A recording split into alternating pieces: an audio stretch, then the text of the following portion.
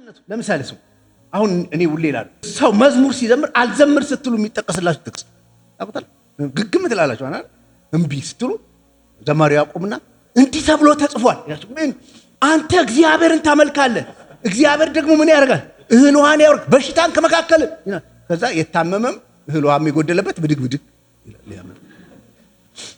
እስኪ ነው በዘዳግም መጽሐፍ ይሄ ኪ ነው በጣም ወሳኝ ነው ምን አንተ እግዚአብሔርን ታመልካለህ ማለት ትዘምራለህ ምናምን ማለት አይደለም አጠቃላይ እግዚአብሔር የሰጠውን ህግና ስርዓት ትጠብቃለህ ማለት አንተ እግዚአብሔር የሰጠውን ህግና ስርዓት እስከጠበቅክ ድረስ አውቶማቲካሊ እግዚአብሔር ህልውና ዋን ይባርክ አንተ እስከጠበቅክ ድረስ በሽታ አያገኝህም ይሄ ነው እምነታቸው ከዚህ ነው የመጡት እነሱ መጡ እሺ ይሄን እምነት ተቀበልን እሺ በስነ ስርዓት እየሄድን ነው